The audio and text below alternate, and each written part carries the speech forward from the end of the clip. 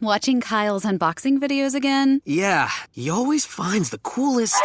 No way! A robot dog? Gotta ask where he got it. Or use your Samsung Galaxy S24 Ultra. Just draw a circle around the dog on your screen, and it shows you where to buy it right in the app. Whoa, I just learned a new trick. And that for once, I beat Kyle to the next big thing. Circle it, find it with the new Galaxy S24 Ultra and circle the search with Google. Get yours now at Samsung.com. Internet connection required. Results may vary based on visuals.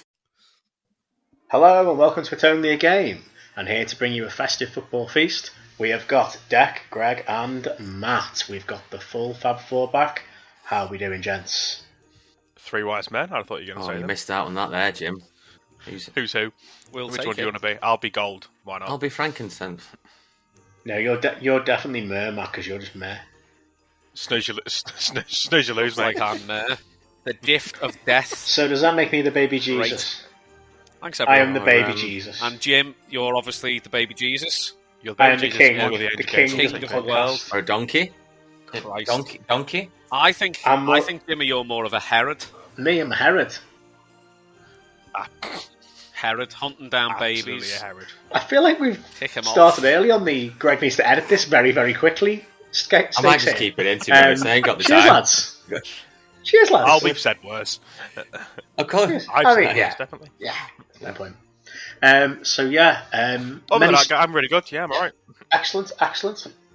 Many stars to follow in the football recently, such as stars to follow. Nice. Yeah, there's many stars to follow. Indeed, absolutely. Hey. Well, Everton are certainly stable. We are stable. On the pitch, we're What a week. What a 10 days it's been to Evertonian. Off the pitch. Off the pitch, we're still not so riding down on a donkey because we can't afford, yeah. I'm going to say, I can't say Rochdale is stable, but... Mary is. And Mary is a blue, we can confirm. This is very Mary is a loose blue. connections we're making here, I'll be honest. Indeed. We should have got the drinks in. I might have thought we've gone for this for another 2.5 minutes, but here we are. Yeah, the podcast nativity is pretty shit, isn't it? Right, so let's move on from that horrendous start. If you're still listening, I usually say this at the end, but if you're still listening, congratulations. What? About 3 minutes in. Well done. So, it won't have escaped attention that Everton, well, since our last recording, Everton have actually had points deducted and then gone on to win back all those points. Matt, I'll start with you because, like me, you're the fellow Evertonian of the pod. What have you made of the whole thing, from being deducted points to winning back 12 points to not conceding a goal, apart from the United game, but we'll ignore that because that was just a worldie that killed that game off. What have you made of the last month for being a blue? It's just been ridiculous, isn't it? The whole thing's bonkers. Because I'll be honest, I've missed the last few pods just for varying reasons. So yeah, the fact that we had the 10-point deduction, which still isn't for definite because we're appealing it, so it could all change. Probably like March, April next year. I'd have thought there was a mad feeling when it happened, because I don't know about you. Feel free to sort of agree or disagree. There was a point of like, oh shit, we've been deducted 10 points, but I still kind of thought we'd be okay because we were playing pretty well. The stats were kind of in our favour. Yeah, results weren't particularly amazing, but they were kind of okay. And then in true Everton fashion, just don't piss us off. We're the most bitter, twisted fan group in the world you can get on the wrong side of, and we'll make it our absolute aim to piss you off back, which has basically been us at every given opportunity trying to just tell everyone the Premier League's corrupt, and then hilariously winning 4 games in a row without conceding a goal to get rid of that 10-point deduction. I'm playing some really good football at the same time as well, so it's strange. I don't know. I can't. It's our best. It's not our best run of games since like 2002 or something stupid. I want to say I read the other day. The early months. Of 4 games. 2003 peak Rezinski era, where we won 6 games. I think it was something like that. It was something stupid. Yeah.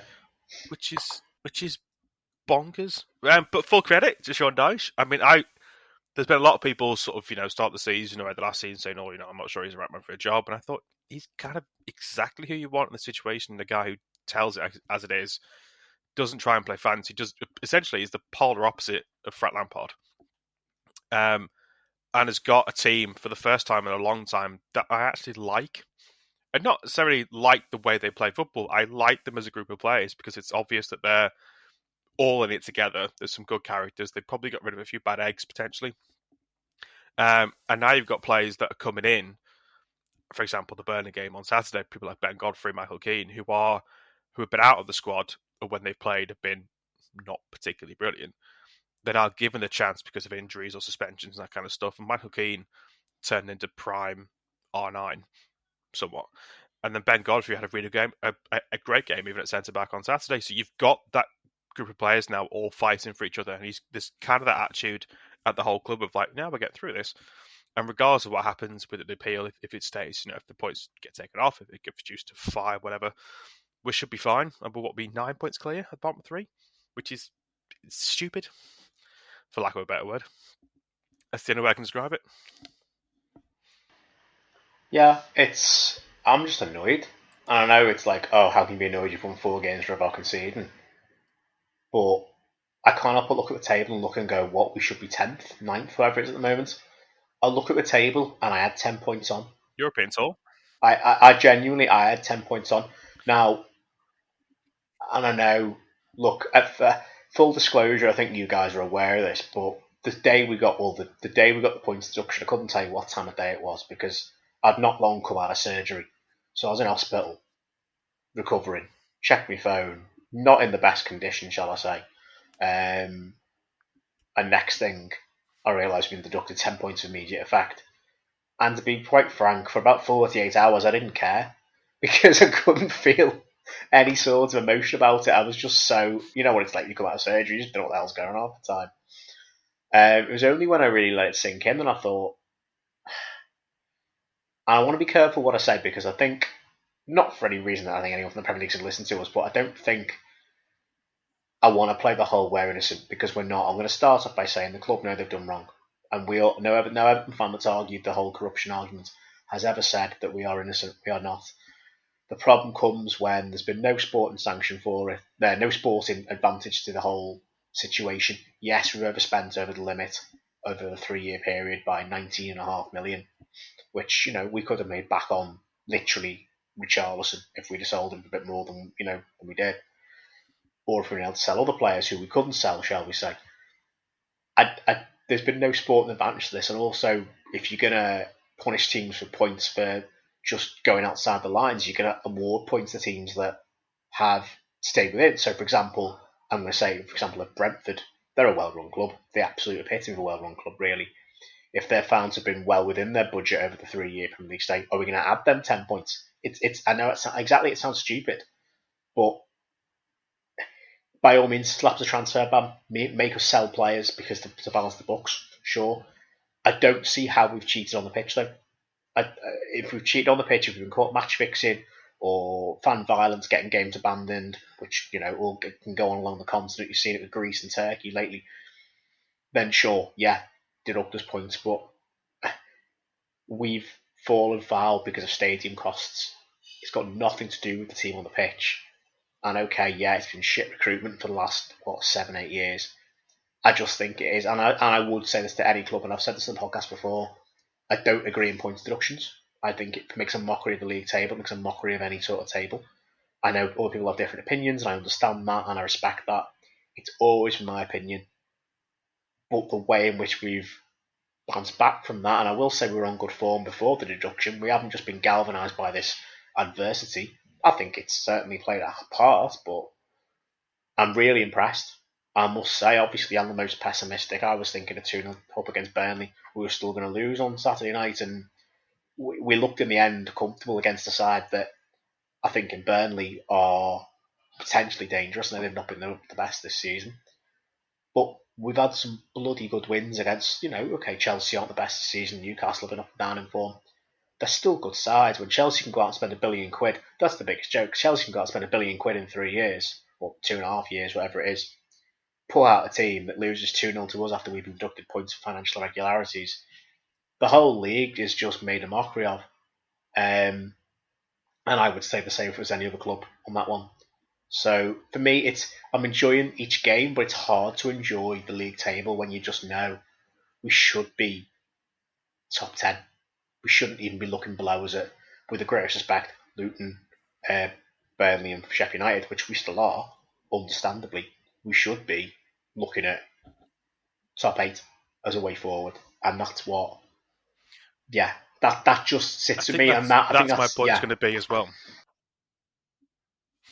Is that there would be elements of, we wouldn't be talking about how we're 9 points clear of the relegation zone. It would be, you never know. There's a chance of Europe here. Not a likely chance, I appreciate, but we'd be in that conversation because look at the teams around us.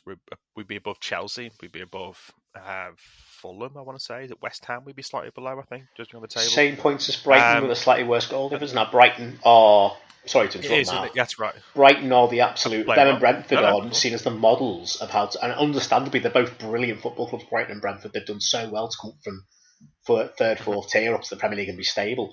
They are both the model of how to run a football club, and this is nothing against Brighton or Brentford. I know we have Brighton fans that will listen, we might have Brentford fans that listen.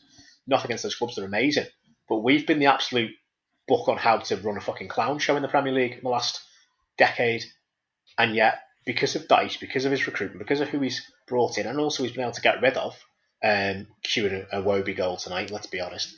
But because of that, we're now on level points, in theory, with Brighton, who are understandably an unbelievable model to run a football club. Brighton have had a great season in Europe, and yet we're on the same. We should be on the same points. I can't think of many teams that could break. I can't think of many teams that would break profit and sustainability rules and become worse. That is quite impressive. Only Everton could do that. Only we could break all the rules and be a worse team because of it. But hey ho, such as the Everton life. Considerably worse. I think it's frustrating. Yeah, not just worse. 2 relegation battles worse. It wasn't like we were 13th and in Europe anymore. These were was it second game to last game of the season? Second to last game of the season, even under Palace, and last game of the season under Bournemouth. These aren't like we were fine in end of April. These were pushing it pretty close. But it just goes to show when you get a group of players together, and I'm not saying it's going to last. We could fall away to a certain extent. Results can change as quickly as they can. But we just look a more settled side this season. And it was obvious at the start we had a few bad results. Was it Wolves, Luton at home, Fulham, another team we lost to at home. But the stats were all in our favour. I know stats only tell half the story, but it was obvious that if they got them scoring, if they did get us, to put the ball back in the net, there was some quality in that side. And as soon as they started doing that, these results have come. Dwight McNeil's been, one of our best players this season. Calvert-Lewin does all the hard work and all the thankful work. Decore is a bit of a machine. He's scored more goals, I think, this season than he had in his entire 3 seasons before, something stupid like that.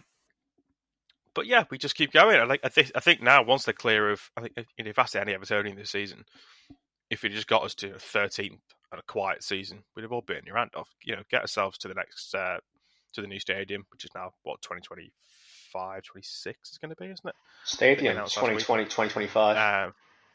The end of the 24-25 season, we're moving to Wilson. So yeah.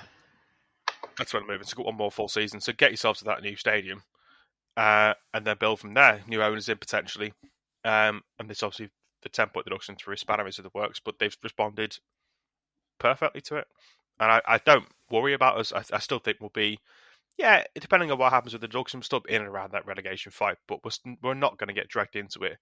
I don't think the way we were the past couple of seasons. It should be always loitering above it, fairly safe. Mainly because there's 3 fairly poor teams in the league, if I'm honest. I know we've lost one of them, and we'll get on to one of the other ones in a second. But I think we should be okay. Touch wood. Yeah, I was listening to one of the Everton podcasts today, actually. Is it The Blue Room? I don't know if any of you listened to that one. It was quite interesting. And I think they did one just after the game at the weekend, and it was like really raw emotions, and you could hear, I think you were in the pub fairly close or what have you, but they were on about, I think they were on about how they were impressed with Michael Keane. I think a few of them were talking about how impressive he's been and different things like that. And then they were on about, similar to yourselves, in terms of how long it's been that they've really enjoyed an Everton squad, like they enjoy watching them consistently week in, week out. Well, for now anyway. And I thought that was quite interesting. And obviously you've got the cup game tonight against Fulham, which is not kicked off yet, has it? I don't think it has anyway. unless I'm a bit behind on my app. But yeah, and then they're on about what? How did? No, 10 minutes in. And they're on about we're staying up and we could win a cup, and I was like, oh, that's interesting. But I couldn't tell if they were getting carried away or not. But you could tell a few of them had had a few pints, but it was quite interesting how positive they all were. Because sometimes, previous to past month or so, I've been listening to Everton podcasts, and it's all been a bit. Well, we do an Everton spin on things, don't we? And it's some of it has been doom and gloom, and like, oh God, where do we go from here, and things like that. But it was really refreshing to listen to an episode where they could see light at the end of the tunnel with consistently getting 4 clean sheets. I think they mentioned 4 clean sheets, not just 0-0s. It's 4 wins, obviously, and then they're on about. I think you've got Tottenham and Man City coming up. But yeah, it was interesting. It was like a different side to an Everton podcast that isn't us, that I've been listening to. I thought, crikey, this is refreshing. So I listened to quite a few this afternoon. But it's just refreshing to hear, and it's I quite like Everton, and it's good to see that it's not just 2 results and it's not just 3, and you could be building something on this, really, on these 4 results. And if you get, if you can win tonight, and you're doing all right, really. But I don't know what your thoughts are, Dick, on all of this. Yeah, I was out on Saturday over in Liverpool with a few of my mates who were all blue noses, and obviously we were watching the match and stuff. And I think the general consensus of it is, well, obviously, on a very good run of form and so on. And I was kind of throwing a spanner in the works in terms of being. I think it's sometimes easier to maybe pass comment on things like this when it doesn't involve your club, and I think we've all been there different times and whatnot. Obviously, like Dale's relegation last year, and I was obviously saying, it won't be the end of the club and whatever. But when obviously Rovers went down, it was the worst thing that ever happened. And likewise with like the demotion with us during COVID, and then people supporting other teams couldn't really see from our perspective. So I think when you're kind of in it, you're kind of in that little bubble, aren't you, of kind of raw emotion and that real kind of like care and nature for your club, and rightly so. I think from an external perspective, obviously the level of being kind of unfair on it really is the main issue. I don't think any Everton fan will argue in terms of against the point deduction, because it's there in black and white in terms of what's happened, whether it's on or off the pitch, in terms of finances and so on. But the issue obviously then is what other clubs have got away with, if that makes sense. So I think, as you have said there, if City are fined, if Chelsea are fined, etc., in proportion to what Everton have been fined for the the very small amount of money that they actually are in debt, when compared to other clubs, I don't think anyone would have kind of like an argument really with it. But it's the fact that Everton are being used as this kind of like warning almost to other clubs, yet other clubs are already in that situation or have already gotten away with it, if that makes sense. But at the same time, looking at it externally again, the fact that they've already made those points up and then some is probably the biggest up yours that they can give to the Premier League, in terms of, is that the worst that you can throw at us? Because actually we've already sorted that. And yeah, ultimately it might cost them a dreamy top 7 finish or whatever that they maybe weren't expecting at the start of the season. But I think to be able to, if they stay up and those 10 points don't really matter, in inverted commas, because of course they do matter to the fans, but if they can manage to stay up and do what they were, looking to achieve at the start of the season without those, as opposed to, let's say the points deduction goes down to 5 points or something after an appeal, and then they manage to stay up by 3 points or something, then everyone will always have that thing, oh, well, it was only because, so if Everton can do it on their own back and off their own merit, which I think, well, there's no reason why they shouldn't. As you say, there's much poorer sides in the Prem, and I know we're going to come on to Notts Forest and stuff in a minute. But I think that's key in terms of that they've already won those points back in a way. I think it's just that kind of issue of it not being fair, really, and that kind of blanketed approach, because as it's been well publicised, City should be in the conference. Chelsea shouldn't be operating. I mean, we spoke about the Chelsea situation, didn't we? I think it was last year or something at some point, and we just said I think it was actually me that said they just shouldn't be allowed to operate. But there you go. I mean, on that Chelsea point as well, the Premier League, I think this week brought in new rulings last week, that limits the length on contracts, isn't it? Is it 5-6 years? I want to say. The amortization rules now is down to 5 years. You can only sign a player on a 5-year contract, meaning you can only chunk up their transfer fee over 5 years, spread the cost rather than over 8 years. You're spending 90 million Mudrick over 8 years, so it's basically breaking down your costs into about 10, 11 million a year. So it's a way of getting round. Exactly, which is an interesting thing. Yeah. I mean, I know. Yeah, which I know it's only from this January window, I think, onwards, or next season, I don't know where it's from. But that's going to be intriguing to see how that affects the likes of Chelsea. I mean, they're already talking about going out and spending big money in January on strikers and that kind of thing. And whether that really affects them going forward is going to be interesting. And I agree with Deck's point. I think, again, if you no Everton fan can deny the fact that, the overspend wasn't there. We all know it was. It was just the punishment fit the crime, and ultimately it doesn't at the moment. That's how we feel, and I do think it'll be reduced or be suspended or something will happen with it. So everyone kind of saves face. So the Premier League can say, "Well, this is what we did." Now it's like a warning to this is what we're going to do to most teams if you do over it. And I'd be quite intrigued to see if we come back and record another one of these in March, April next year, whenever it is, to see what the full outcome is. And you never know, if it goes our way, European tour, boys. So, somebody ran about that on the Blue Just Room. want to point out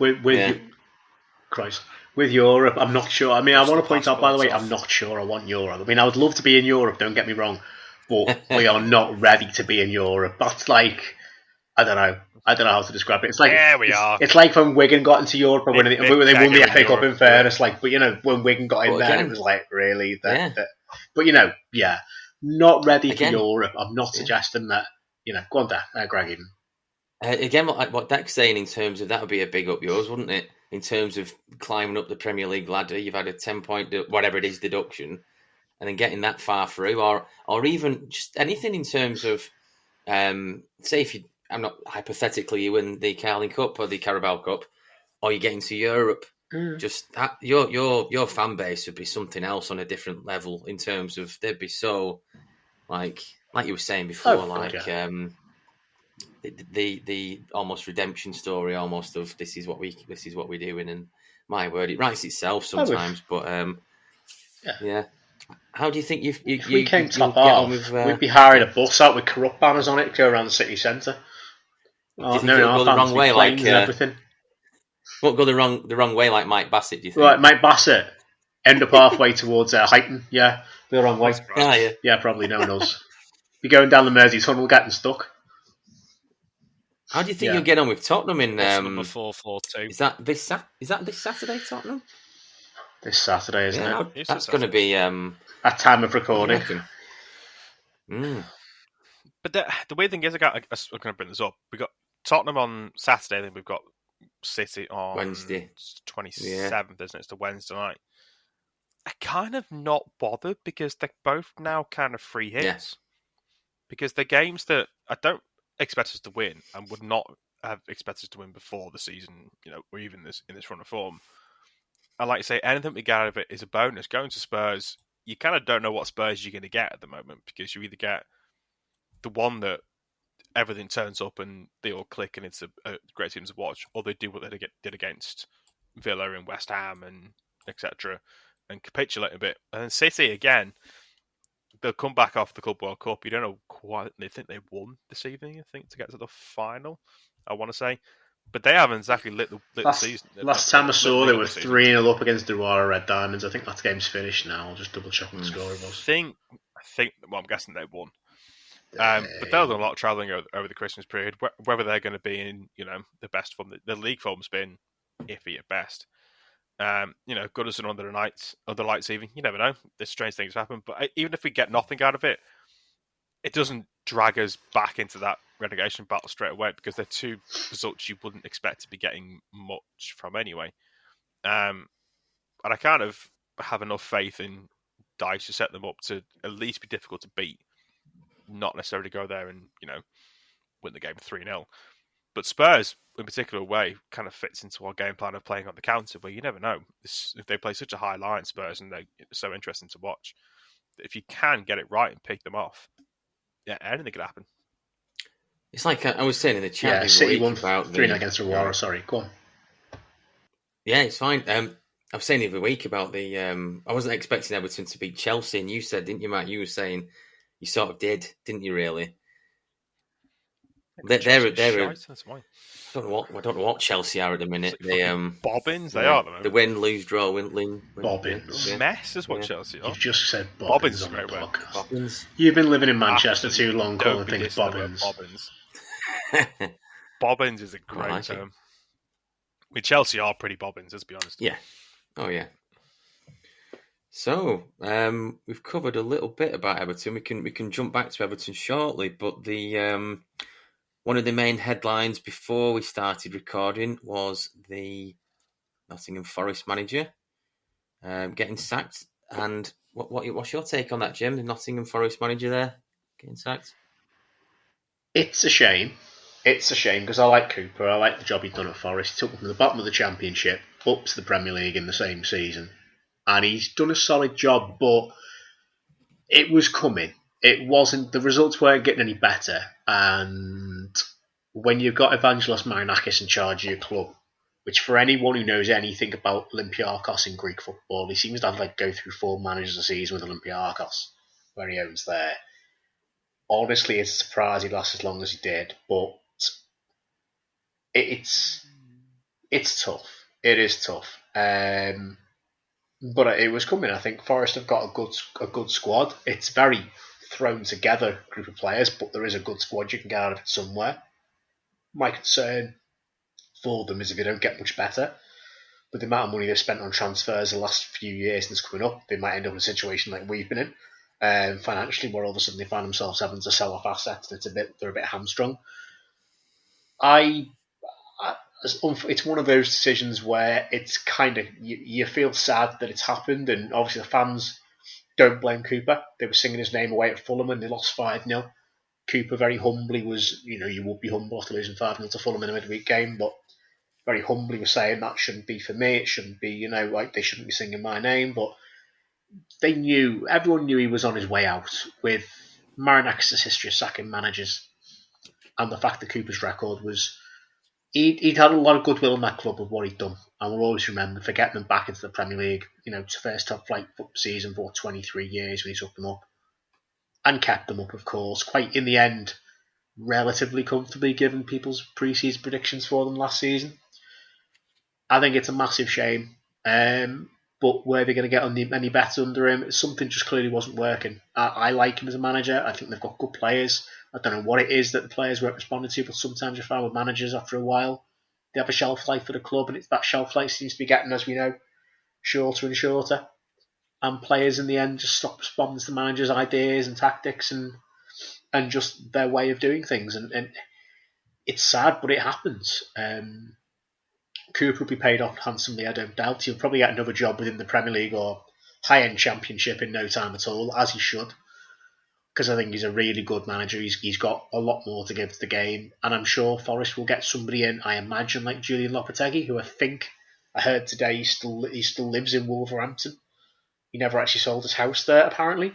So he'd be a front runner for me. Nuno Santo's the other name I've seen linked. Yeah, Nuno Santo linked as well. Two of the ex-Wolves bosses, could both be very good shouts to be the next Forest manager. And it's probably, I don't think it's that far travelled from Wolverhampton to Nottingham. I'm not entirely sure. I'm in Midlands geography. Ian Dawes. Ian Dawes is a free agent as well, Jimmy. In the nicest way. Lovely bloke will be lucky to get a job Dawsey. managing KFC at the moment. Mickey Mellon, is that there as well? Harsh, but nice guy. Yeah, my concern as well, obviously selfishly, is now Forest going to get really good under a new manager, because I was quite liking the fact we'd overtaken them again. Yeah. But we'll see. I mean, that's the thing that could happen with Burnley. If Burnley was to get rid of Company, it could happen with, I don't think Luton would get rid of, forgotten the manager's name now, unfortunately. That's really Rob Edwards. But Rob Edwards. It happens. You're at the bottom end of the Premier League, and to be perfectly fair, when was it Sheffield United sacked Heckenbottom not long ago? He was the first Premier League manager to go, and it was like really. November, like November, December.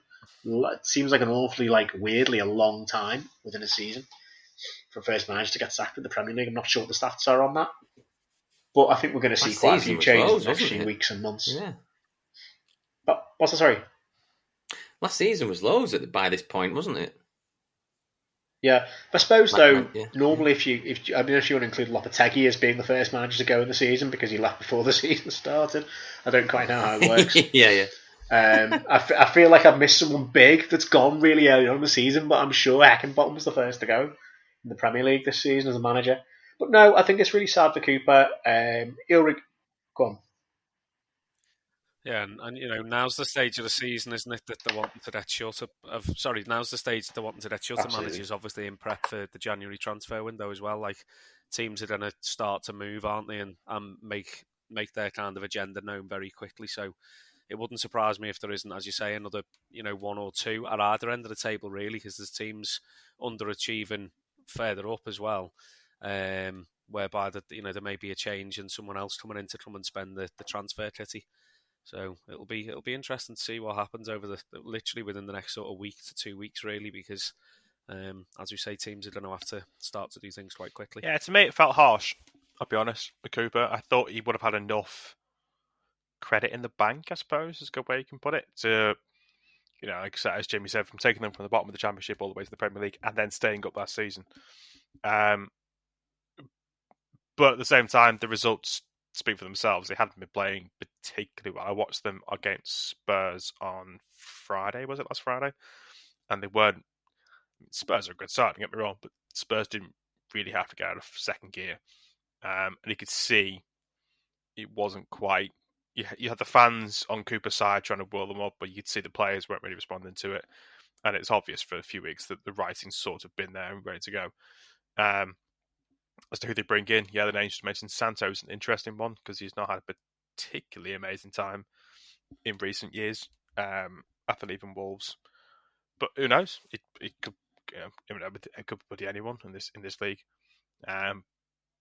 Quite intrigued to see what happens with it, especially all the players that have gone in to try and get them clicking. And there's a good little side there, but they have to stay in the Premier League to make that financially really work. Definitely. Just to bring you up on Nuno Espirito Santo, you said he hadn't had a good time since leaving Wolves. Cool. He won the Saudi Pro League with Al Ittihad, mate. So the better times then, really. He won the Saudi. He won the league title in Saudi, mate. He's had a great time of it. He's been top draw. But yeah, he's made some money, bless him. He doesn't need the Forest job. He's made so much cash managing Benzema and Kante. Yeah. Greg, what do you reckon of Cooper out at Forest then? I thought he was a bit harsh. I was with Matt there. He seemed like a genuine fellow, didn't he, fella? But it's a cliche, but football's it's a results business, isn't it? And it doesn't matter if you're a nice guy. Sometimes you do get the sack, don't you? I wasn't too sure on their actual form. I know they're obviously not doing great, but I didn't know it week by week or anything like that. I'm just gonna have a quick look. Let's have a quick. There we go. Oh, well, yeah, it's not looking great, actually. There's a lot of red there. Yeah, it's not looking great, is it? But I don't know. Yeah, I thought he had a bit of... Because they're not actually in the bottom three, which is something, isn't it? You got Luton, Burnley, Sheffield United. Luton on 9 points, Burnley on 8, Sheffield United on 8, Nottingham Forest on 14. So it's not like... I mean, it could be better, but it's not the complete end of the world. And, we're not even in January. He could have... Maybe they didn't want to give him January, do you know what I mean? In terms of they didn't want to back him. And as you say, is this an ideal time to sack a manager? It could be. I mean, if the results aren't going your way as well, do you get that fresh start in terms of you get a new name in and you get, the players that he wants to be working with in January?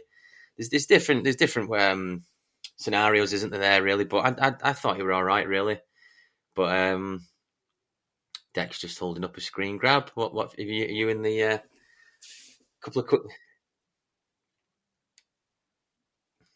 Interesting. Newcastle have just on one up. Absolutely, Bobbins. Chelsea. So yeah, I thought you were. I think we found the title for the Bobbins. podcast. Just Chelsea and Bobbins. Just Bobbins. Christmas bobbins, Just maybe. Bobbins, I don't know. yeah. Christmas Bobbins, not Bobbins. Robins. Christmas Bobbins on open fire or something. I don't know. Yeah. So I tell you what, we'll get a little bit of Tranmere on the go, Declan. Do you want to talk a little bit about Tranmere? How they're getting on? No, no, he doesn't. No. How long have you got? No. Okay. Yeah, You no. hit a decent bit of I mean, form at one things point. are slowly looking up, aren't they? I think. Yeah, we have. Obviously, the result at the weekend away at Walsall wasn't maybe what we were wanting. But in the grand scheme of things, in terms of the teams that we've picked points up against in recent weeks, it's not the end of the world. I think that would have been received in a much poorer sense by the fans had we have not got, the other kind of wins and draws in recent weeks. So, yeah, form and obviously just that level of consistency in terms of performance are definitely on the up. Are there areas that we need to strengthen in? Absolutely. I think our main issue is, despite the fact that we're scoring goals and probably scoring goals more consistently now than we have done for the best part of 2 and a bit seasons, the goals aren't coming from strikers, really. We're still lacking massively with a centre forward. I think Christian Dennis, who's come in from Carlisle, $20 a season striker generally throughout his career, I think it's just one season too many for him, to be honest. I think he gave everything to get Carlisle up, and I just don't think he's got it in his legs. Mentally, he's still there and he's still trying to do the right things, but yeah, and he's a lovely guy. His effort and stuff is there, and he's a genuine player, but I don't think he's what we maybe thought we were buying or bringing in. And to be fair to him, I think he's probably fallen below his own kind of standards and expectations. So it'll be interesting to see come January. I think we traditionally have a very strong transfer window come January, and I kept saying to some of the lads there a few weeks ago, just as the form is starting to change, the playoffs are still not unattainable. Like they're not a million miles away. Certainly at this stage of the season, where you're only coming up to halfway, if that. There's a lot of football still to be played, and I think if they can strengthen up top, if they can get a decent striker in, and just tighten up a little bit more at the back, there's every chance that. Apologies, that's my phone. Very unprofessional. There's every chance that they could go on and do something with the season. Obviously, we've got to be realistic, but I think Atkins coming in and signing such a big deal has stabilised kind of the fan base a little bit in terms of they know the long-term views of the club, if that makes sense. And I think it's just a case now of just seeing kind of how far we can go with the squad that we've got, and obviously trying to strengthen in coming weeks. But yeah, things are much more positive than they were the last time. League Two is a tough won a game, division this year. What do you want me to say? We've won games. It's much tougher than last year. When you saw it's a bit of a weird league. I mean, it's always a weird league. It's League Two. It's by its very nature. Always the a weird fourth division. league. It's going to be fucking weird. Yeah. But when Leighton Orient and Steve Evans' cat got promoted last season, and okay, Stevenage were a very solid team. Leighton Orient were good without being amazing. You look at the top end this year, Stockport, despite a few dodgy patches of form, went on that mad winning run. Around 46 points in 22 games. I mean, that's for League Two when teams are much of a muchness largely in terms of anyone can beat anyone. To be on that at this stage is pretty good. I was listening to Not Top 20 today, and they said weirdly the last 4 winners of the National League are in the top 3 or bottom of the table. As in, you got Stockport, Barrow, Wrexham, and Sutton. So it's just mental. But the strength around the top end of the table, even Notts County with some bad form in 6th, but you got Wimbledon in 7th, who have been that the Iraqi international Ali Al Hamadi, I think his name is. I can't remember his name. I don't know. He's just been on fire this season. Every time he seems to switch on some of the goals highlights, he always seems to score. But there's such a cluster of teams, like Mickey Mellon's lads rip it up at Morecambe, they're just outside the playoffs. Gillingham are hot and cold, but they've got a budget that they can play around with in January. Bradford are always good for a big result, but somehow we're also in 14th, and Harrogate are constantly outperforming their XG. No one has a bloody clue what's going on there. Salford, for some reason, are 20th. And yeah, like I say, it is a case of, I think, if anyone can put a good run on the back end of the season, it's going to be tough from 21st place to suddenly go on this mad run. But we spoke about Steve Cooper, taking Forest from the bottom of the Championship to promotion. Well, the Atkins diet might just work with Tranmere to get them into the playoffs themselves at the end of the season. That's awful. I mean, the sale of mangoes in the local supermarkets is through the roof, Jimmy. I mean, as you say, you're looking at it, and the table doesn't lie in terms of us being in 21st place. But we've opened up 6 points now on the bottom two. Obviously, we have played 2 games more than Forest Green, but that's relying on them. I think one of their games in hand is against Wrexham as well, so you would suspect that they're not going to get maximum points.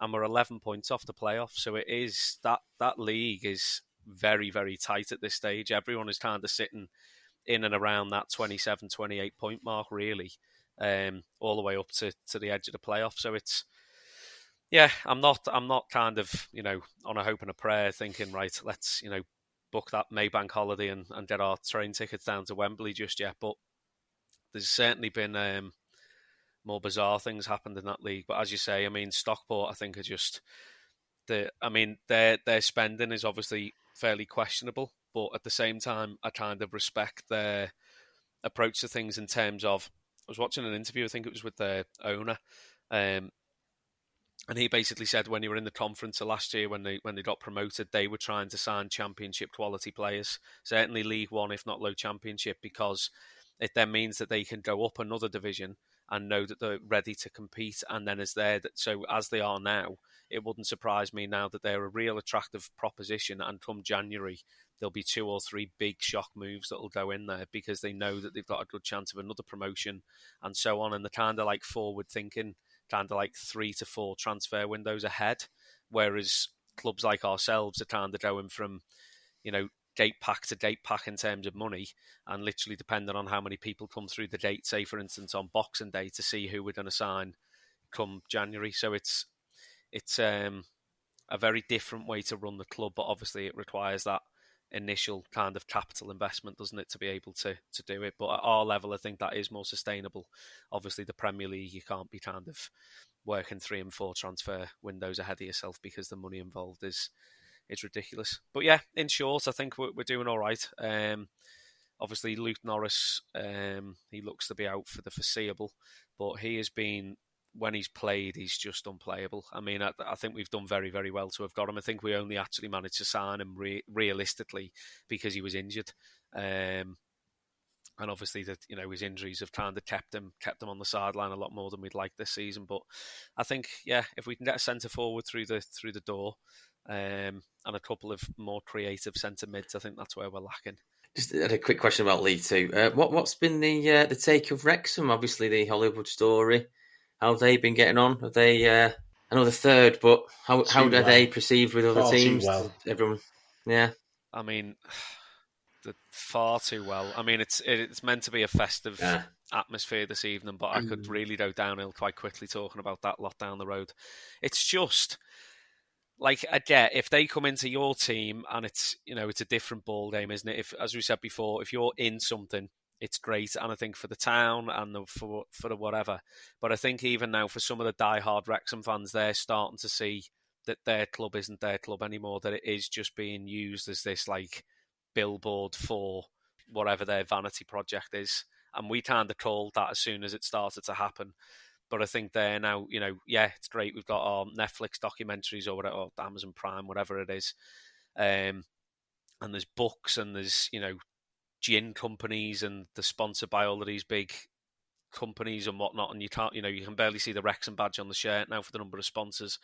And you know what? If the Wrexham fans are happy with that and that's the way that they want the club to go, then fair play to them, because I think that they will only get to us. Yes, they've got mega money, but I don't think they've got football mega money. They will get to be a top end League One, possibly push and get into the Championship for a few years, and then they'll get a bit fed up pumping the money in, and they'll slowly start to dwindle away back. Do you think they'll hit a ceiling a little bit like how Salford sort of hit a ceiling in terms of they've got their own aspirations? We know that Gary Neville and the class of '92 got their own dreams of where they think they can take Salford, but what's realistic and what isn't.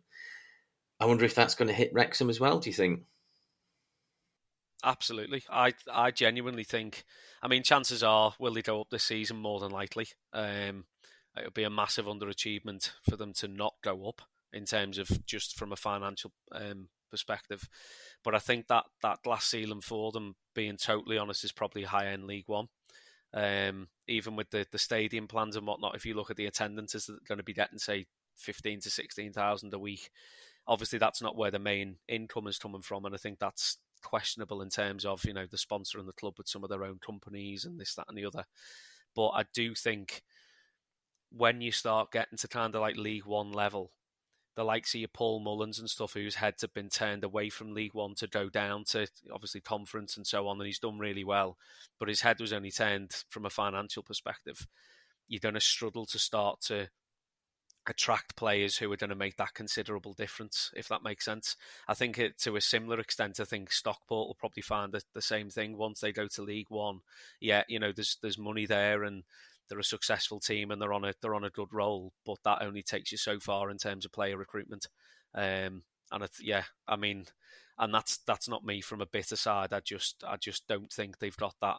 They've got the pull factor in terms of if you've got a few real vain individuals who want to get the name out there and gain a few 100,000 followers on social media, and you will get players who want to do that and just kind of tick things off in terms of I was part of that, and I get it. But I do think the higher up they go, they're going to become that small fish in a very big pond. I think we've seen just like Forest Green and obviously Rochdale Diamonds way before that, is those vanity projects do have a ceiling. And it is incredibly difficult. But I was going to think conversely that, do you not think with the global outreach now of Wrexham, and it is a shame for proper Wrexham fans that I'm hearing stories that proper Wrexham supporters can't get taken for the game anymore because tourist fans are going in from everywhere, here, there and everywhere. Do you not think there's a potential to expand the stadium more, and then with a bigger stadium comes bigger matchday revenue, corporate, all that sort of stuff, and then eventually they build up facilities on the pitch to become that club that can get up into the Championship and beyond?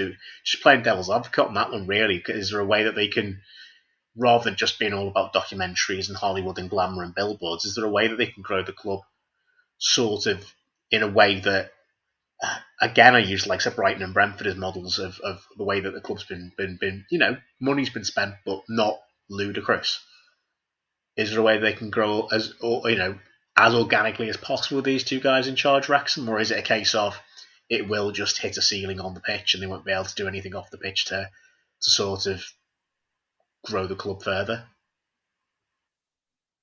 I think that would be obviously the ideal scenario for Wrexham fans. Maybe not so much for us up the road, but that would be what they would want to have happen. And as you say, to kind of use their image and kind of background, if you like, the pull factor of having those as your owners to be able to do something like that. But I just don't think. I think they want things to happen very quickly, and I think the kind of turnaround from Conference to League One, to League Two, and then obviously that immediate push for promotion again.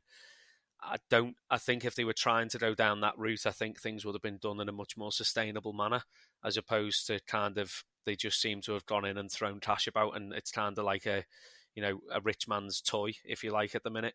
So I think as and when they get to League One, I think if they then start to try and stabilise there for a year or two, I think that would kind of be more of the route that they're going down. But from what it looks like in terms of everything's kind of a quick fix and we're going to, throw a nice new half fancy stand, which, by the way, they've not paid for.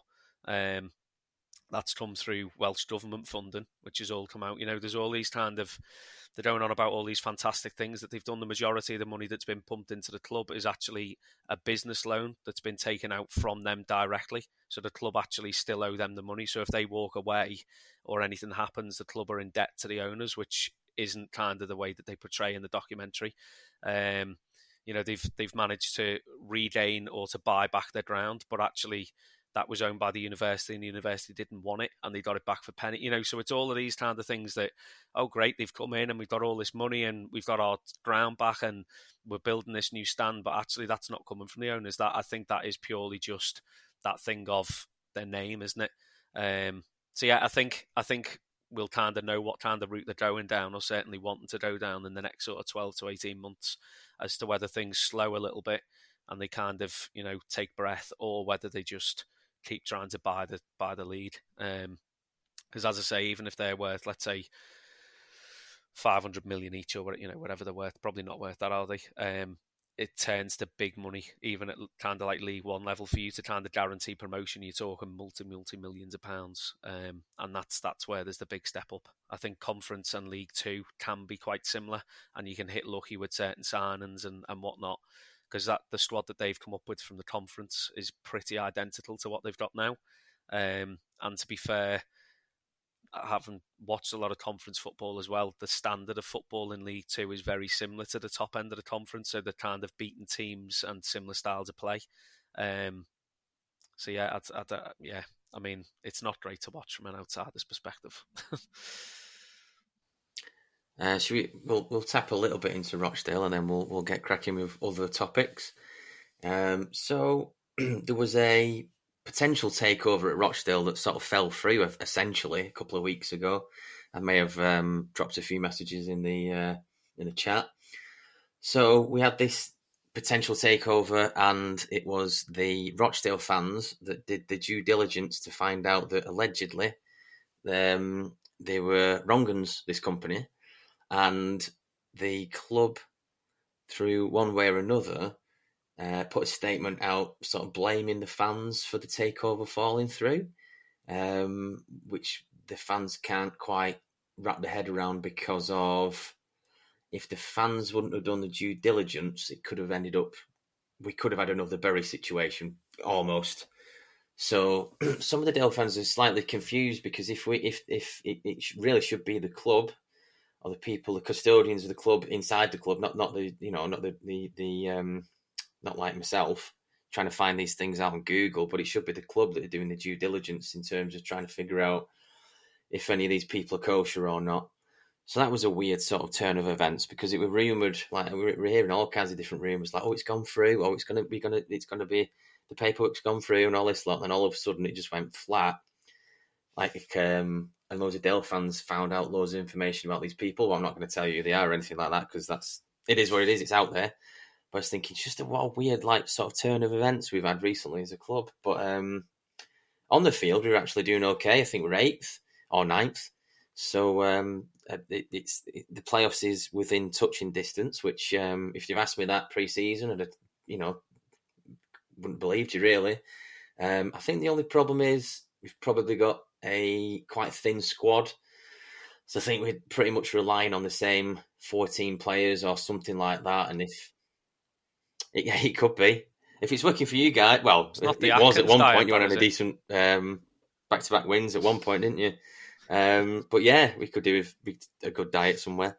But yeah, we're relying on the same 14 players, so it's sort of like, everyone knows what the Christmas fixtures are like. The December, January fixtures are a bit mental, aren't they? So all it's going to take is a few players to get injured, and we could drop down a bit. But even if we get mid-table, I'm not too bothered really, as long as we stay in the division. But yeah, it was a weird one. The takeover story. I thought it was a bit of a.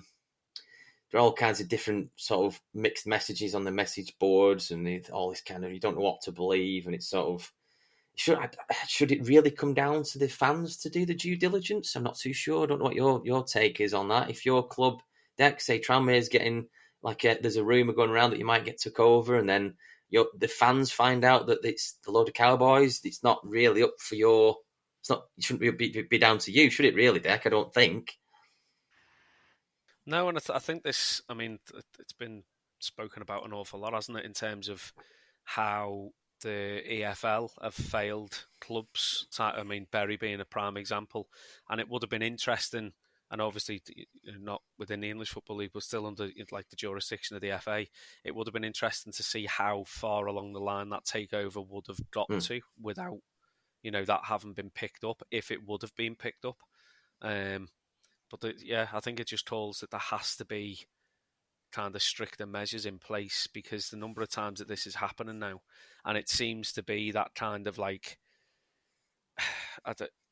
sort of where Rochdale are now, are in a very similar position as to when Bury were taken over and so on, like that kind of small I'd almost go as far as to say Northern kind of League Two conference side, and people are just wanting to come in and basically strip assets. I think that's where our fans, not obviously to go back to Rochdale in a second, but where our fans are called, Palios out, we need, a new direction, new owner, new whatever. People have got to be very, very careful as to what they wish for, because there are a lot of wrong people about, and I think to acquire a football club at the minute seems to be a little bit too easy. It's that kind of desperation, isn't it, to just get cash flowing and to get money into teams that need money behind them, because that's the way that the game's going. But there's got to be kind of stricter measures, hasn't there? And you'll back that yourself now in terms of that kind of close call. And hopefully, in a weird way, it'll kind of bring your fan base a little bit closer together. Obviously, the relegation and stuff will have done that anyway. But that real togetherness now to make sure that as your club goes forward, which it will, it does it in kind of the right way with the right people behind. Sorry, go on, Jim.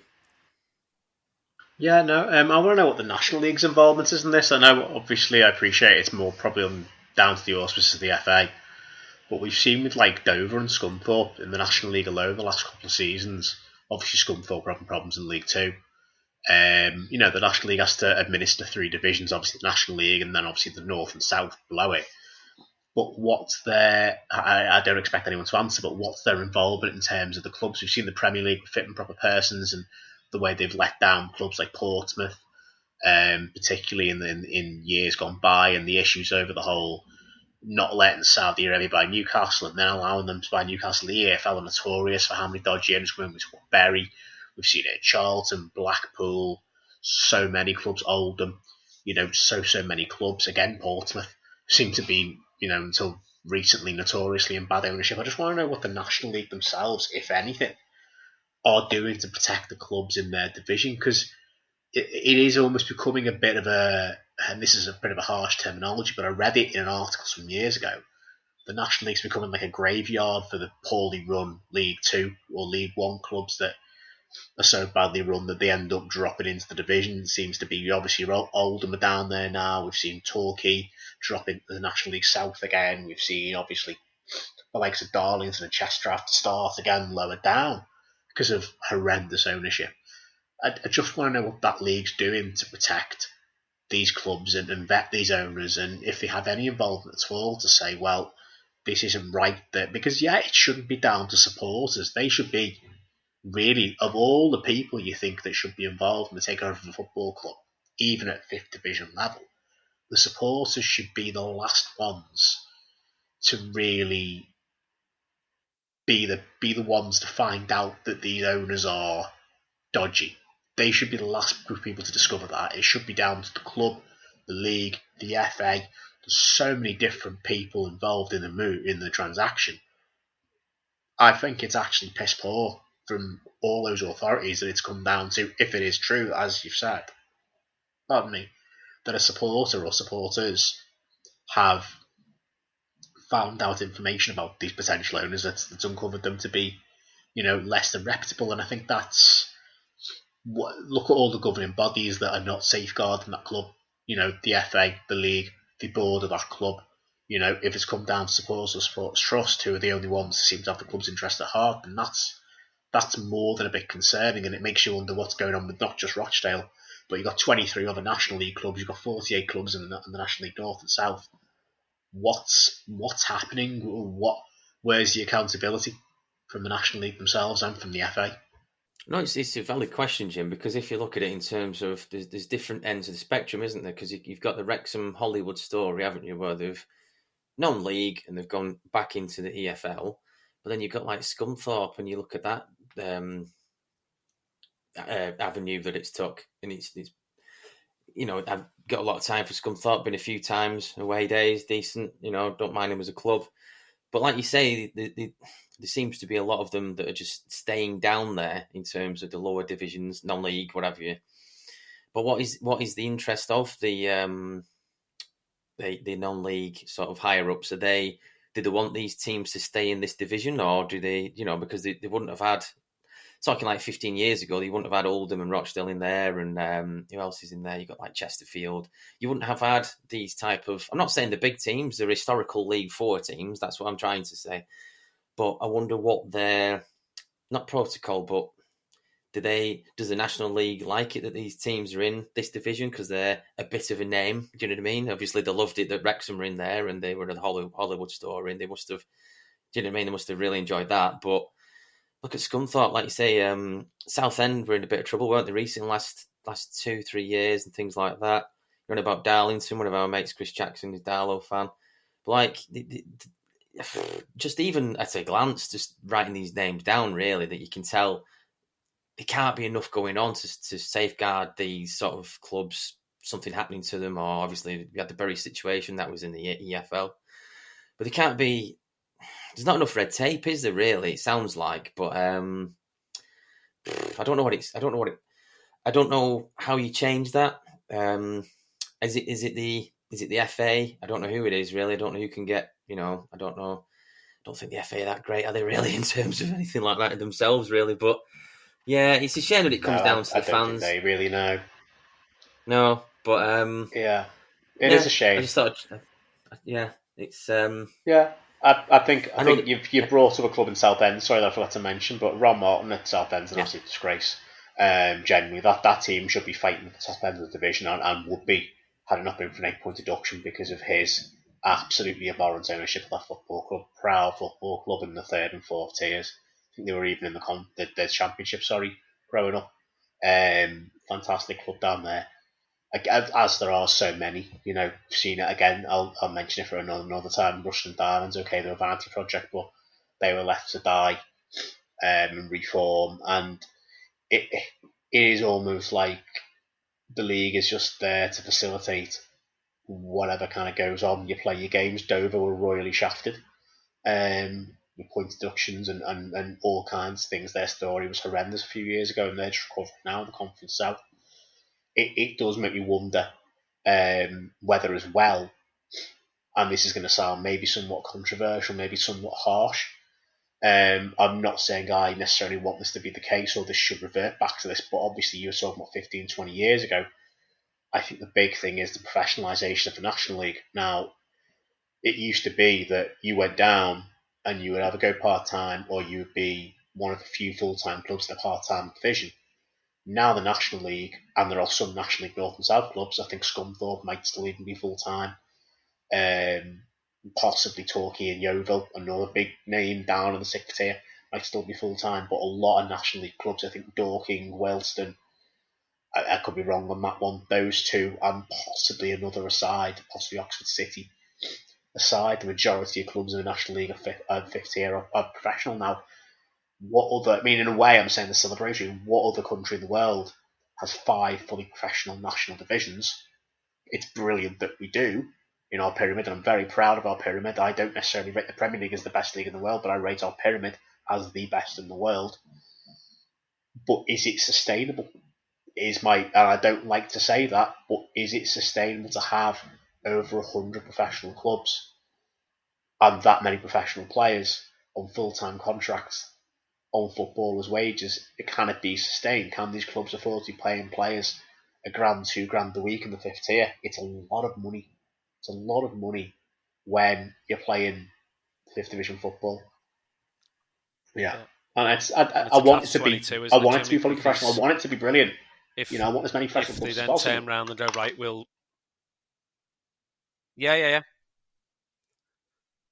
But as you say, it's the sustainability of it. And I think the way football's gone now, everything is so open and, social media, online, etc., access to accounts and so on, that it's not kind of word of mouth or just through the newspapers now that you kind of hear of all of the, the poor kind of ownership stories that are floating around. And again, it's easy to say when you're not in that. And I think, all 3 of our clubs have definitely been through that in the past and at the moment. That it's easy to kind of just go, oh, well, that's all right, and this, that, and the other. But I think that's always been the case. There's always been poorly run clubs, and clubs, as you say, the likes of Rushden and the Diamonds, etc., have gone under without anyone really batting an eyelid to it, because we've not had kind of the access to kind of the run-ins of a football club as we've got now. And as you say, the number of professional teams, over 100 in a country that, realistically, we're not a huge country when it comes to, geography. We're not a massive place. And as you say, that the number of professional clubs, but then you look at it on the other hand, that then if they go, right, we're going to go down kind of this elite thing off, we'll have a first, second and third division, and then everyone else goes, then you're going to end up, you're kind of strapping over that money again, aren't you? So there's always going to be well-run clubs, and there's always going to be clubs that are ducking and diving and, a bit of wheeling and dealing to try and get by. There's always going to be, pantomime villains and whatnot as well in it.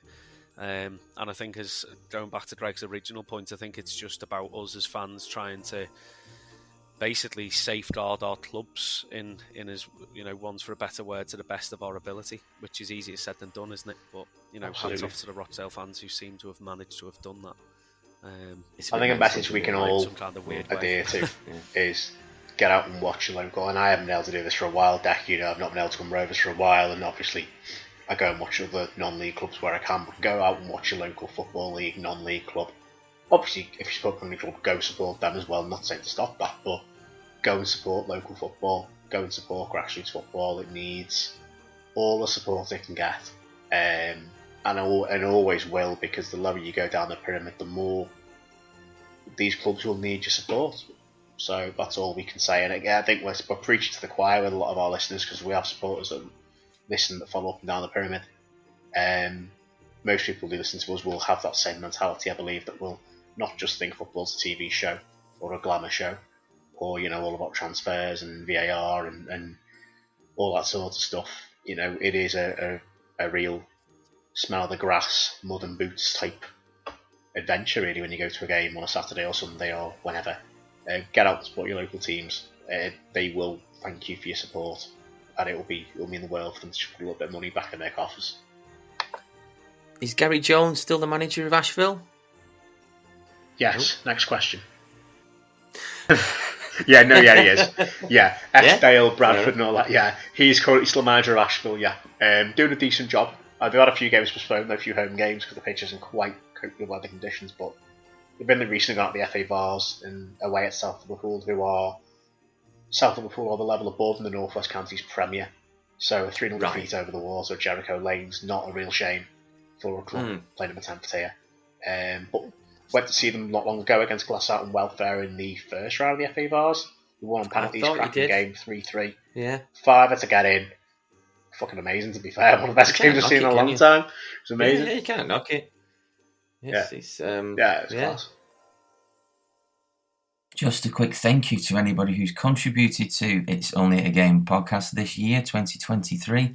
If that's anybody, a listener, anyone who's downloaded the episodes, anybody who's come on as a guest in this year, anybody from various podcasts or friends of the pod.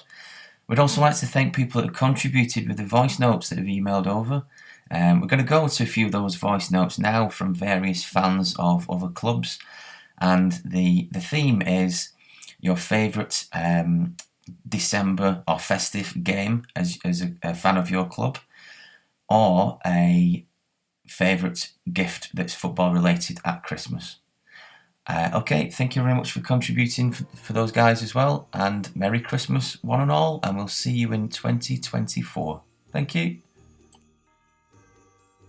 Hi lads, hope you're all well. My favourite football presents at Christmas was when I was 13. I got FIFA 2003, which is the one, I think, with Ryan Giggs, Edgar Davids and Roberto Carlos on the front of the game. And I also got the Manchester United blue away kit that I thought was really nice. And every time I went to play football after that for quite a while, I would always stick that top on whenever I could. And I actually still have that top now. And it's one of my favourite, it probably is my favourite t-shirt that I have from Manchester United kits. So yeah, it brings back fond memories. Cheers, have a good one.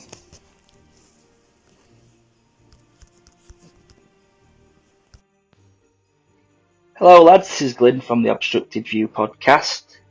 The Obstructed View podcast is myself, Glyn Parry, and I am an Everton season ticket holder. And my co-podcaster is Ben Griffin, a Sheffield Wednesday season ticket holder. So we were recording tonight and we decided to have a discussion about our Xmas memories and gifts, etc. So Ben went first and he had a little chat about his Sheffield Wednesday memories. And the first thing Ben wanted to point out was that Sheffield Wednesday have had no Boxing Day game since 2015. He said the ultimate Sheffield Wednesday Xmas Day games is known as the Boxing Day Massacre versus Sheffield United. A recent high for Ben was the Newcastle away game in 2017 when Newcastle were in the Championship. Wednesday won 1-0 at St James's Park. Glenn Louvens scored the winning goal for Sheffield Wednesday. Ben is 33 years old, so not in his time, but the ultimate Sheffield Wednesday Christmas fixture is the Boxing Day Steel City Derby, where Wednesday beat United 4-0 on Boxing Day in 1979. So people like his dad and friends will speak a lot about that day, and Wednesday sing a song to this day. Hark now hear the Wednesday sing, United ran away. So that goes back all the way to 1979. You probably heard that at Hillsborough if you went this weekend. My memory is also actually Newcastle away, which is a bit strange actually. And it's also a 1-0 win as well. Everton have won some decent Boxing Day fixtures recently actually. We beat Burnley quite recently, 5-1 at Turf Moor on Boxing Day. I think I remember Theo Walcott getting a couple of goals for Everton. So that was kind of I think it might be the Allardyce era. I'm not too sure if he was the manager at the time, but yeah, that was a good victory. But I didn't actually go to that game. And the one that sticks in my mind is when we went to Newcastle in 2015 and we also won 1-0 Everton. And Tom Cleverley scored the winner towards the end of the game. It might have been the last 5 minutes. And then Everton didn't really have any kind of sort of songs or anything for Tom Cleverley, but I can just remember walking back down those stairs at St James's Park, all 37 floors of stairs or whatever it is, singing Tom Cleverley, Tom Cleverley, Tom Cleverley. And it was brilliant. And yeah, a great win up at St James's Park, and I can just remember the bus getting bricked on the way out because they really were not happy about that. Newcastle United fans. So yeah, I also asked Ben if he has any memorable Christmas gifts, and he just said really that he gets something every year pretty much. He doesn't have anything really memorable. He says he usually gets something like a training top because if he's had a shirt or he liked a shirt, he's normally got it by then. Also, he just said it's an easy gift idea. If you know somebody with a football obsession, you're going to buy them something that they're always going to like it, aren't they? He said he occasionally gets vouchers as well. And for me, I can just remember getting this god-awful Everton bedspread when I was young. And I don't think it was from the official shop or anything like that, but it just looked like a football net. It just had EFC in odd random places, and it was made of this god-awful material. I hated the bloody thing, even though it was Everton, it were awful. Yeah, but I've had loads of shirts and sometimes getting old shirts and things when I were a bit older. And yeah, some great gifts. I think last year I got a beer tray, which we just had the Everton badge stuck on it. And me and Ben were saying that if it was in a normal shop, it would have been a £5, but because it had the Everton badge on, it would have been 20 quid. So yeah, we hope our Christmas memories add a little bit to your podcast. Thanks for having us, lads. Hello, this is Robert from the Black and Rose podcast, Kidder Street Noise. Now I've been asked by Greg to record a snippet on the Christmas special episode about the favourite Christmas period game or the favourite football related Christmas present. Now, as a Black and Rovers fan, I don't really have a favourite Christmas period game. Our record on Boxing Day is absolutely abysmal, and all the games in between and New Year's Day, there's not really many happy memories I can think of that sort of Christmas period football wise. Christmas presents though is a different story. Now growing up, I grew up late 90s, early 90s. I think everyone remember these. Every year there was a football blooper DVD. I think the first one I ever got was on video. I got at Nick Hancock's Football Bloopers. I used to watch it all the time. It would show a montage of open goal misses, keepers throwing the ball in the back of our own net, bad tackles, and there'd be like some ex-pro or comedian or TV presenter that would jump in and make some funny comments about it. Now, when we got into like the DVD era, if you could call it that, we started getting more and more of these football bloopers. There was a Paddy McGuinness one that was absolutely shocking. Bradley Walsh did one. Who else did one? David Seaman's goalkeeper night was one of my favourite ones. Ian Wright. I think Robbie Savage did one just after he left Rovers. But I never got that one. That was probably past the time I started buying DVDs for Christmas and stuff. So I used to get one of these every Christmas, and after the Christmas festivities we would come back home and I would watch one of these DVDs on my PlayStation 2 or DVD player, and Christmas Day night would be me watching these Howler blooper DVDs ready in preparation for the Boxing Day game, where the Black and Rose team that was playing would probably have a howler or do some bloopers, because, like I said before, we were awful on Christmas Day. So yeah, my football Christmas present was always a blooper / howler DVD, depending on which B-list celebrity had released one that year. Merry Christmas for everyone at Kidder Street Noise, and Merry Christmas to the lads at It's Only a Game podcast. Hi, I'm Rory Bryce. I'm the host of the Forgotten Football Clubs podcast. I'm a Celtic supporter, as many of our listeners will know, and if you could tell by what we post on Twitter quite frequently. So trying to narrow down a Christmas time game was quite difficult for myself. So I've went with a football related Christmas present instead. Now, this was when I'd maybe just turned 13 or 14, I think. My mum gave me this book, which was called Celtic and Ireland in Song and Story. Obviously, Celtic has a big connection with Ireland. The person who founded them was Irish. It was founded to provide for poor Irish migrants in the East End of Glasgow. So there's a huge heritage and history and connection there. And this book basically goes through all of the different songs that Celtic fans have sung throughout the years, what they all mean, where they all come from, the historical context behind it. Really, really incredible book. But it wasn't until further down the line that I realised that it was actually my grandfather's, who was from Ireland, and when he passed away, he'd given it to my mum, and my mum had kept a hold of it for me until she felt I was old enough to have it and read it and stuff. So that's my favourite football-themed Christmas present. There's loads of others that I could have picked from, but just for the kind of sentimentality of it and the sense of continuing the story, I suppose, if you want to put it that way, then that's definitely my favourite. Hi everyone, Stig Strand here, Rochdale FC supporter. Just thinking back to some happy recent times in what was a turbulent season, ending in relegation. However, I still think back to the Wigan Athletic away game. I think the season was 2020 to 2021. When I look at the team on paper and I think back to sort of, the players that we had, my Humphreys and Lund up front, Ryan and Morley in the middle, Barr on the left-hand side of the pitch. I think it was the game actually where Barr really put himself out there to the football world, and probably the goals which engineered his move out of League One and into the higher sort of echelons of footballing. But yeah, what a game that was. So first things first, I always remember looking at Barr thinking he was a bit raw, but he had pace to burn that day, and he terrorised the left-hand side of the Wigan defence all game, with his first goal being absolutely breakthrough, where he sort of burst through the middle. Everyone was thinking that he was going to pass, and then he just unleashed this ridiculous shot into the top corner, probably like goal of the season contender for him.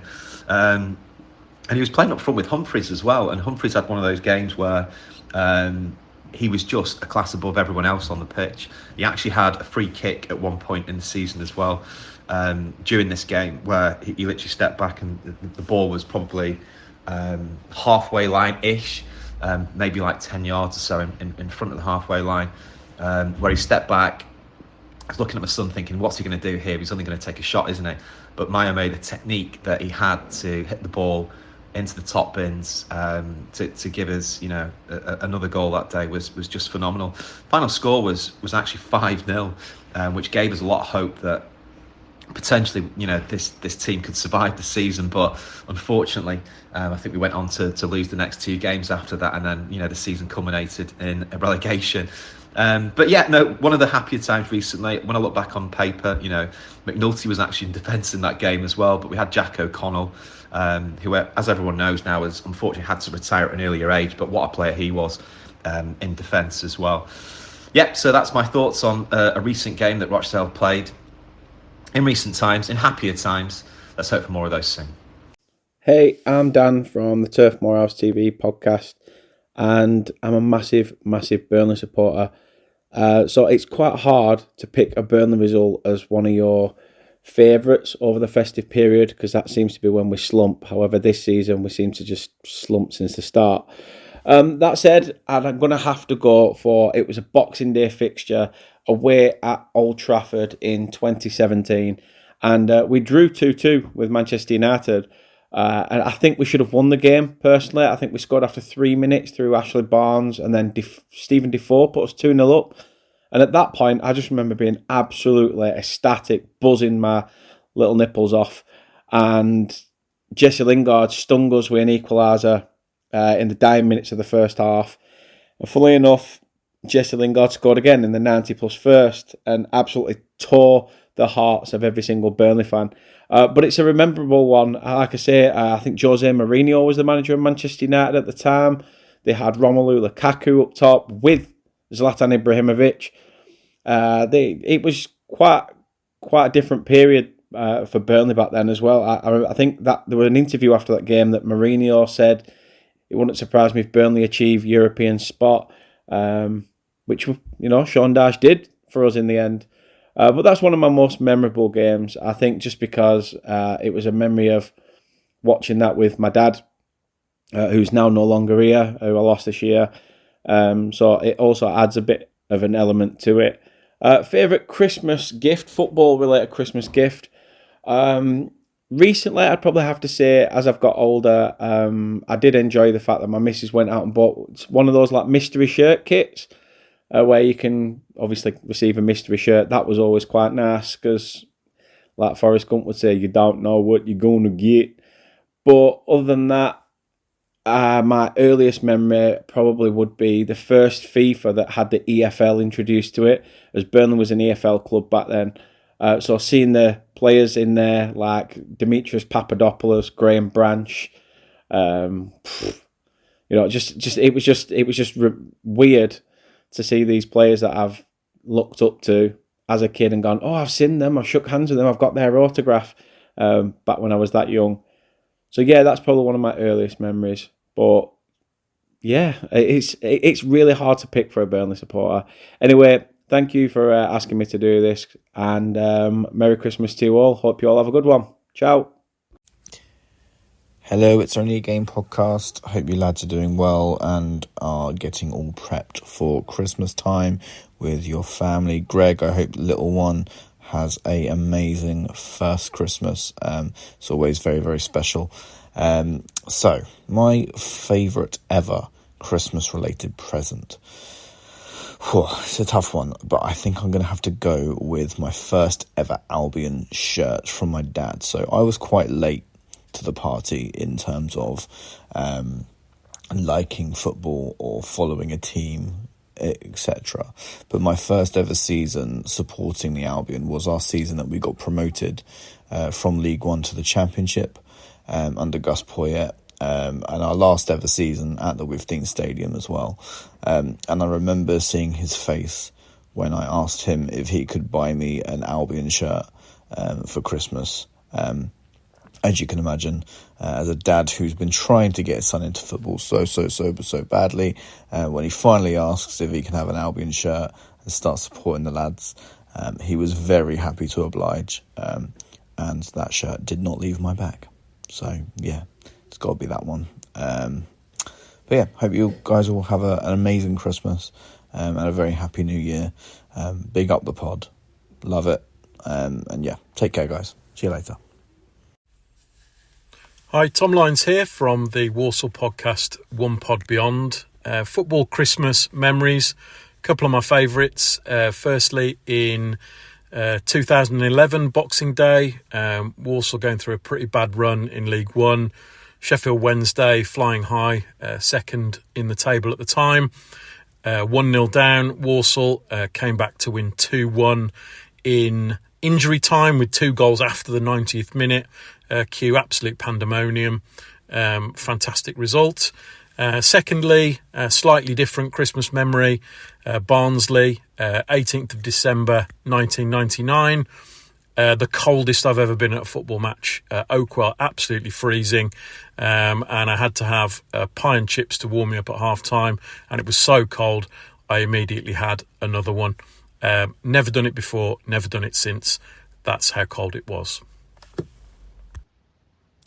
So, as for a favourite December game or period, I don't really particularly remember any, really, to be honest.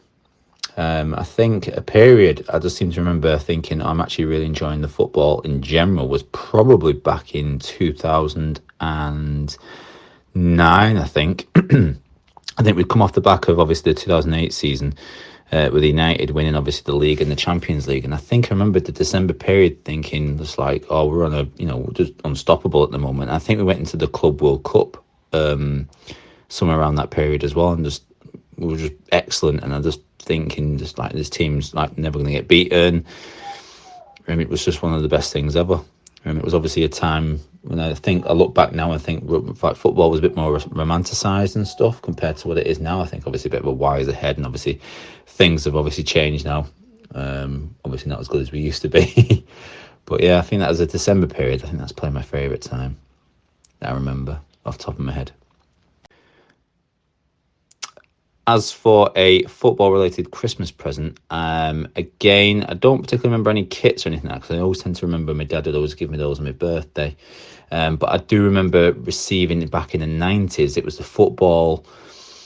A football, and it was specifically a mitre football from the 90s, but it was the Premier League official one. And I remember like being so excited to just get it so I could just like take it out and play with it in the street with my mates. And if I remember correctly as well, it came in like a white box. I don't know if my dad had to order it from somewhere, because I don't think back then you could order them or just buy them and pick them up off the shop floor or something like you do at Sports Direct now in like a basket. I think you had to specifically order them, because I remember it just coming in this white box with like this little leaflet inside, and it was a proper mitre Premier League ball from the 90s. And I remember just thinking, whoa, like, what a ball. It's so like amazing. It's so like a beautiful ball. And then I was just so excited to go out in the streets and just play with my mates with it. Obviously a few months later, it didn't look like it did when it came out of the box, but let's put it that way. All the paint and everything had been like sort of scuffed off it, and some of it was falling apart the amount of times I played with it. But I remember thinking that was amazing. But it was a great ball and a great present I was quite happy with. Hi. I'm Frank Herbert, and I'm an Evertonian. Talking about my favourite Christmas period game. It was 1977. I was 17 years old. And a month before, on the 26th of November, I'd watched Everton thrash Coventry 6-0.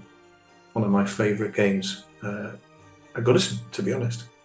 So I went with my best friend and my brother to Goodison to watch us play United Boxing Day, 1977. We were second in the league at the time and playing really well. And I expected it to be a tough game because United had brought up a good young side in Division 2, but I didn't expect what happened.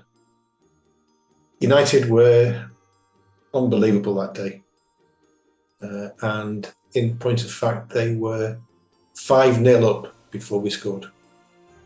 We got a goal in the 70th minute, Latchford.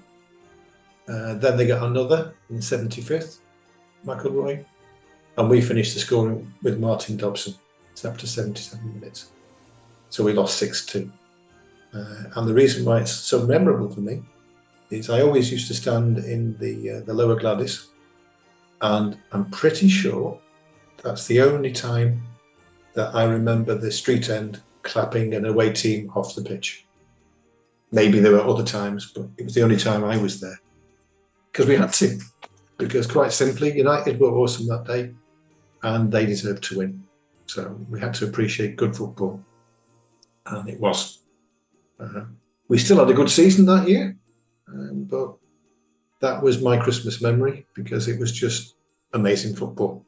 And yes, we lost, but football won. Sports Social Podcast Network.